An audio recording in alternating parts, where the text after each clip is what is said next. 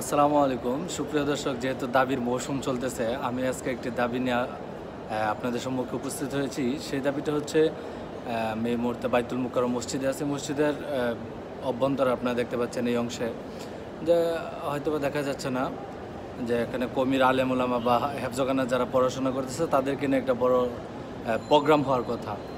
তা আমি যে দাবিটা করব সেটা হচ্ছে মূলত আমাদের কমির ভাইদেরকে নিয়ে, যে তারা এত বছর দীর্ঘদিন পড়াশোনা করার পরেও বাংলাদেশে কোনো চাকরি পাচ্ছে না, অথচ তারা বাংলাদেশের নাগরিক, বাংলাদেশে জন্মগ্রহণ করতেছে এবং সাধারণত তাদের দ্বারা বাংলাদেশের যে রানিং অন্যায় অপরাধগুলো আছে সেগুলো সাধারণত কমির আলেম ওলামারা করে না। ধরেন গাঁজা, ফেন্সিডিলিয়া বা পাচার খাওয়া এবং নারীদের সাথে অশালীন কাজ করা, হারাম, মানে বাংলাদেশ সরকারের যে সকল অবৈধ কাজগুলো আছে সেগুলো থেকে কিন্তু কমির আলেম ওলামারা বা বিশেষ করে যারা হাফিজি পড়াশোনা করছে এই শ্রেণীর মানুষগুলা কিন্তু এরকম দেশের যে প্রচলিত অপরাধগুলো আছে সেগুলো করে না। কিংবা আপনি ধর্ষণ মামলায় কোনো কমির আলেমকে কিন্তু দেখবেন না। হ্যাঁ, হাজারে 1 লক্ষ 2 লক্ষ 1-2 জন হইতে পারে, সেটাও অন্যায়, কিন্তু সেটা তুলনামূলক কম। তো আমি যে বিষয়টা বলবো, তাদেরকে বাংলাদেশের একটা বিশাল একটা জনগোষ্ঠী, কিন্তু তারা দেখেন পড়াশোনা করতেছে, পড়াশোনা করার পরে আবার একটা মসজিদ মাদ্রাসাত পড়াইতেছে 4,000 5,000 6,000 7,000 টাকা বেতনের। কিন্তু তাদেরকে আমি যেটা মনে করি, তাদেরকে যদি পুলিশের ভিতরে দেওয়া হয়, ধরেন আজকে পরীক্ষামূলকভাবে আপনি একটা সময়ে 5,000 6,000 মানে পুলিশ সদস্য নিয়োগ করলেন শুধুমাত্র কমির আলেম ওলামা থেকে।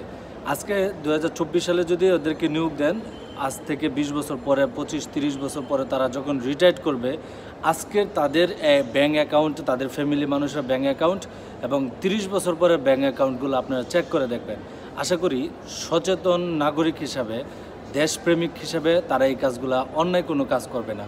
যে হাজার কোটি টাকার মালিক, কোটি কোটি টাকার মালিক, মানুষকে ভয় দেখানো, জেলে নিয়ে যাওয়া, অবৈধ যে কাজগুলো, আশা করি কমির ছাত্ররা যদি তারা সরকারিভাবে নিয়োগপ্রাপ্ত হয় তারা এই কাজগুলো করবে না।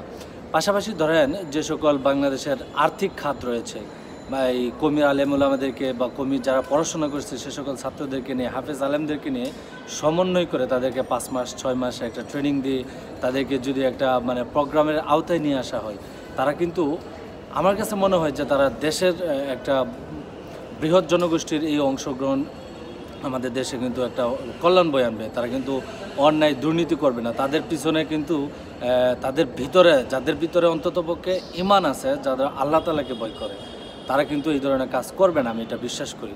সুতরাং আমাদের যেহেতু দাবির মৌসুম চলতেছে, আমি তাদেরকে উদাত্ত আহ্বান করব, কমির আলেম ওলামাদের থেকে বিশেষ প্রশিক্ষণ নিয়ে 5 থেকে 6 মাস বা 1 বছর বিশেষ প্রশিক্ষণ দিয়ে তাদেরকে সরকারি বিশেষ যে সকল আর্থিক সংগঠনগুলো রয়েছে সেগুলোতে জন্য নিয়োগ দেওয়া হয়।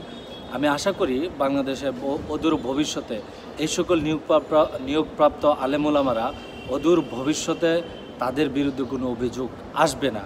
অভিযোগ আসলেও সেটা মাত্রাতিরিক্ত হবে না, হাজারে 2-1 জন হবে।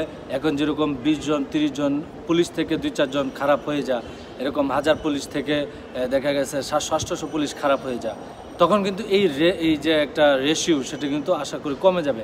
হয়তো বা 1000-এ 1-2 জন খারাপ হতে পারে, আমি বিশ্বাস করি খারাপ হবে বা খারাপ আছে, এখনও আছে।